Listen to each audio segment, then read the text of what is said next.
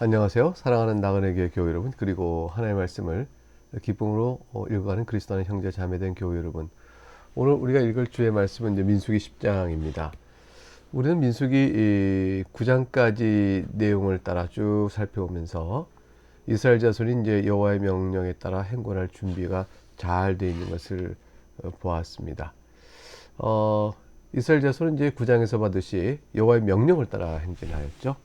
여호와의 명령을 따라 진을 쳤고요. 그리고 이제 구름이, 하나의 영광의 구름이 성막 위에 머무는 동안에는 그 진영 안에, 펼쳐진 진영 안에 머물렀고, 그 구름이 떠오를 때는 그들이 행군을 했습니다. 여호와의 명령에 따라 진을 치고 여호와의 명령에 따라 행진하고, 또 모세를 통하여 주어진 여호와의 명령을 따라 그들이 해야 될 여러 가지 일들을 다 지켰습니다. 오늘 읽은 이제 10장에서는요, 회중을 모으고 또 행진하고 또 절기를 지키는 각종의 전달 신호 규정을 알려줍니다. 그렇게 해서 그들이 지금 머물러 있는 시내 광야에서 출발하여 바란 광야로 이동해 가게 됩니다. 그때 나가는 행군의 순서가 어떤지를 또 보여주고요. 또 그 길 지형에 대하여 상당한 식견이 있는 모세의 장인 미디안 사람 호밥에게 함께 갑시다 라고 동행을 요청하는 내용, 그리고 언약궤가 그 모든 행군에 선두에 섰다, 그런 내용이 이제 오늘 읽을 10장의 주요 구성 부분입니다. 먼저 1절부터 보면은 여호와께서 모세에게 말씀하여 이르시되, 여러분 그림을 한번 보세요. 은나팔 둘을 만들되 두들겨 만들어서 그것으로 회중을 소집하며 진영을 출발하게 할 것이라. 은나팔 둘을 만들라고 했죠. 그래 보면 이제 두 개가 있죠. 제사장이 그때 두 명이었어요. 이다말과 엘르아살 둘이었죠. 아론의 네 아들 중에 둘은 먼저 죽고요. 이 둘이니까 이제 은나팔 둘을 줘서 그들로 하여금 불게 했습니다. 이제 은나팔의 모양이 과연 이렇게 저런 모양인지 아니면 이렇게 튜바처럼 생긴 것인지 그것은 정확치 않습니다. 남은 게 없거든요. 근데 아마도 상상도인데 저렇게 어쨌건 은나팔로 불렀을 것이라. 근데 제사장이 둘이니까 두 개인데 나중에 7개로 늘어난 걸 볼 수 있어요. 역대상 15장 24절에 가게 되면 제사장 스바냐, 요사밧, 느다넬, 아미세, 스가랴, 무나야, 엘리에셀은 하나님 교회 앞에서 나팔을 부는 자요, 이렇게 되어 있거든요. 그래서 그때는 아마 은나팔 7개였을 것이다. 더 나아가서 이제 역대하 5장 12절에 가게 되면 나팔 부는 제사장 120명이 함께 서 있다가 이런 말이 나와요.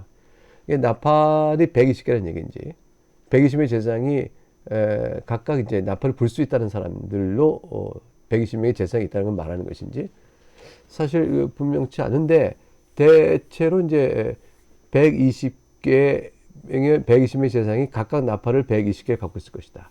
각각 나팔을 하나씩 갖고 있어서 전체가 120개일 것이다 라고 이제 생각하는 이제 주석들도 있습니다. 근데 이제 나팔 수가 늘어난 것이죠. 제사장의 수에 비춰서 말이죠. 어쨌건 이때는 이제 신호를 위해서 은나팔을 만들라고 주님께서 말씀하셨고, 그래서 이제 3절에 나팔 2개를 불 때는 온 회중이 회막문 앞에 쫙 모여서 모세와 아론 앞에 나오게 됩니다. 하나만 부르면 이스라엘 천부장된 지휘관들이 나옵니다. 그러니까 지휘관만 소집할 때는 나팔 하나로, 전 회중을 다 부를 때는 나팔 2개로 불렀습니다. 근데 5절에 보니까 그것을 크게 불 때는 해서 크게. 그러니까 이제 그 얼만큼 부는 것이 보통 의미고 어떤 게 더 크게 부는 것인지 사실 우리는 뭐 이런 표현 갖고는 모르죠. 실제 들어봐야 할 텐데, 크게 뿜어 불 때는 동쪽 진영에 행진한다. 이 동쪽 진영에 유다 지파들이 있잖아요. 유다를 대표하는 세 지파가 있었습니다. 그들이 행진하고, 두 번째로 또 뻥 부르면 이제 남쪽 진영이 행진할 것이다. 이렇게 되어 있습니다. 그래서 6절에 두 번째 크게 불 때는 남쪽 진영도 행진할 것이다. 떠내려 할 때는 나팔 소리를 크게 불 것이며, 7절 또 회중을 모을 때에도 나팔을 불 것이나 소리를 크게 내지 말며. 그래서 여기서 이제 비교가 되네요. 크게 불 때는 동쪽 진영의 행진, 군대를 행진시킬 때는 크게 불고, 그러나 이제 회중을 모을 때는 둘이서 같이 부는데, 은나팔 둘이 이제 분다고 되어 있죠. 아까 3절에 나팔 2개를 불 때는 온 회중이 해만문 앞에 모이라 했으니까 그때는 이제 소리를 내지 크게 내지 않는다. 그러니까 아마 높이 조절 또 강도 조절이 다 있는 것이겠죠. 누가 불까요? 8절 그 나팔은 아론의 자손인 제사장들이 불지니 제사장에게 은나팔 주어진 거예요. 이는 너희 대대의 영원한 율례니라 되어 있습니다. 9절에 보면 또 너희 땅에서 너희가 자기를 압박하는 대적을 치러 나갈 때에는 나팔을 크게 불지니 그리하면 너희 하나님 여호와가 너희를 기억하고 너희를 너희의 대적에서 구원하시리라 되어 있습니다. 너희를 압박하는 대적을 치러 갈 때 전쟁이죠. 전투를 시작할 때는 나팔을 크게 불었습니다. 막 부는 거겠죠. 그럴 때는 이제 이것은 그 다음 날이 너무너무 감격스러운 말이에요. 그리하면 너희 하나님 여호와가 너희를 기억하고 너희를 너희 대적에게서 구원하시리라. 무슨 말이에요? 이 하나님이 약속을 주시는 거죠. 이 광야에서 저들이 이제 가나안 땅을 정복하러 갈 때 이미 그곳에서 거주하며 하나의 조직을 갖고 군사력을 구축하고 있는 그들을 쳐서 약속의 땅을 취하야 되는데 이게 얼마나 두려워요. 이스라엘 백성이 본래부터 군대든 아니었고 이제 군대 편지를 해오고 가는 자들인데 근데 이 싸움에 하나님께서 약속을 주시는 것이죠. 너희가 나팔을 크게 불고 가라. 용기를 부어주시고 이 신호에 따라 크게 불고 대적을 치러 갈 때면 하나님께서 구원을 주시겠다 약속하셨으니까 얼마나 큰 위로와 용기가 되는 것일까요? 10절에 가니까 또 하나님께서 너희를 기억하고 너희를 돕겠다 하는 말씀이 나와요. 10절 또 너희의 희락의 날과 너희가 정한 절기와 초하루에는 번제물을 드리고 화목제물을 드리며 나팔을 불라.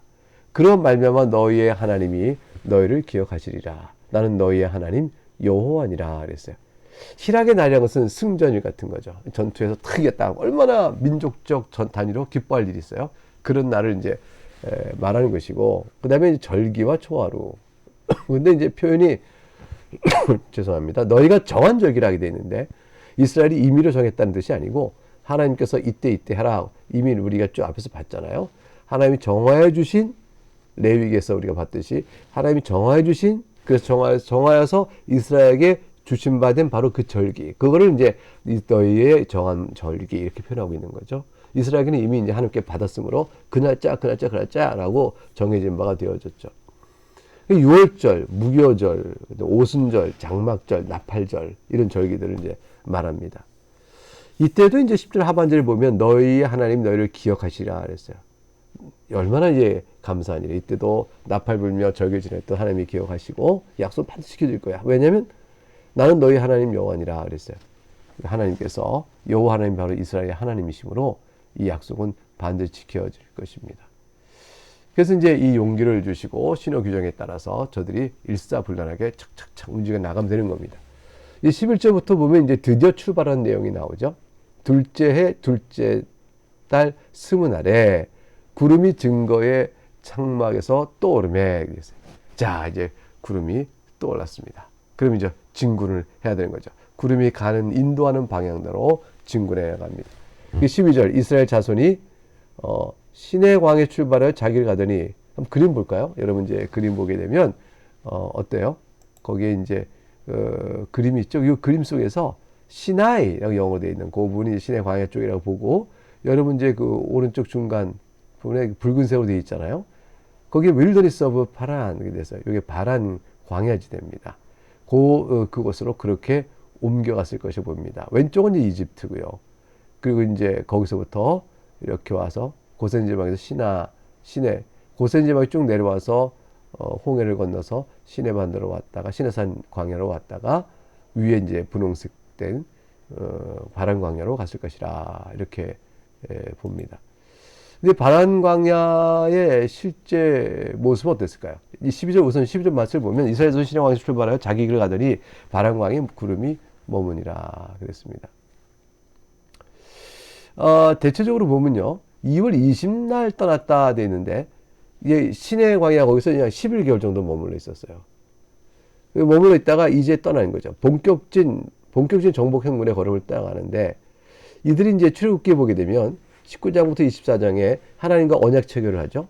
그 그 25장부터 40장까지의 성막을 건축하는 과정이 쭉 나옵니다. 그리고 이제 레위기 1장부터 27장에서 우리는 각종의 제사 제도 및 기본 율법이 어떤 것을 쭉 그 이스라엘 바닥을 봤고요. 이제 민수기 와서 군대 편제가 완료하여 행군 준비를 쫙 마친 내용까지가 지금 읽은 10장 바로 여기까지 내용이에요. 이제 시내 광야에서 저들이 이제 쭉 바란 광야 가는데, 바란 광야의 실제 사진이 말이죠. 여기 그림 보시면 여러분 사진 보죠. 이 사진을 보게 되면 이런 땅이에요. 그러니까 이 땅은 참 사람 살기가 참 어떻게 해요? 어려운 지형이었습니다. 시내 광야 지역에는 그래도요, 낮고 평지가 쫙 펼쳐져 있어서 야영을 치기도 괜찮았고 곳곳에 샘과 우물이 좀 있었습니다. 200만이 넘는 이스라엘 백성이 장막을 치고 야영하는데 그래도 큰 어려움 겪지 않고 어떻게 견딜만 했습니다. 근데 이제 바란 광야는 사진에 보듯이 저런 광야예요. 여기는 이제 대부분 화강암으로 구성되어 있는 험한 언덕들이 축축축 가로질러 있고요. 메마른 고원 모래지대입니다. 사람이 적합지 않고 물이 없어요. 물 구하기가 어렵습니다. 그러니까 이 바란 광야에 이르렀을 때는 사람들이 원망과 불평을 하고 막 우리 이곳에 죽게 하려 하느냐라는 등등의 이제 이런 말들이 막 나오게 되고 하나님께 대한 불신앙을 막 표현하게 되죠. 그래서 저들이 바란 광야 가까이의 가데스 지역인데 그 지역이 넘어간 바로 가나안 땅인데 그걸 눈앞에 두고 그냥 40년간 하나님께서 방황하는 그런 징계를 저들이 받게 됩니다. 근 40년 동안 가나안 땅에 못 들어가는 이제 징계 생활을 하게 되어지죠. 여러분 저 사진 나와 있는 바람 광야 보면 어떠세요? 저기서 살려고 그러면 이제 어떻게 삶이 어떨까요? 막막하겠죠. 이곳에 우리가 주려 죽게 하느냐. 네. 이제 그리고 13절부터는 이제 어떤 행군 대형으로 바란 광야까지 저들이 이제 진군해 가는지 행군 대형이 나옵니다. 그림을 보게 되면 이제 처음에 이제 영문으로 이렇게 좀 돼 있어 죄송하긴 한데 어떤 모습이에요? 이제 무슨 본문을 좀 읽어볼까요? 이와 같이 그들이 13절 여호와께서 모세에게 명령하실 따라 행진하기 시작하였는데 14절 선두로 유다 자손의 진영의 군계에 속한 자들이 그들의 진영별로 행진하였으니 유다 군대는 암미나답의 아들 나손이 이끌었고 15절 이사갈 자손 지파의 군대는 수알의 아들 느다넬이 이끌었고 스불론 지파의 군대는 헬론의 아들 엘리압이 이끌었더라. 여러분 그림 보시니까 그렇게 되어 있죠. 맨 앞에 지금 성경 본문에 지금 바로 나오지 않고 있는데 우리 저 13절에서 바로 14절 앞에 나오지 않고 있는데 본문 그림에 보게 되면 제일 위에 뭐가 있죠? 노란색으로 모세, 아론 그리고 아론의 아들과 또 언약궤 이렇게 돼 있어요. 그러니까 즉 모세와 아론이 언약궤에 더불어서 제일 먼저 제사장이 언약궤를 메고 제일 먼저 나갑니다. 그리고 이제 그 밑에 이제 유다, 이사갈, 스불론이 이렇게 나오는 내용으로 행군 순서가 나오죠. 그 다음에는 어떻게 될까요?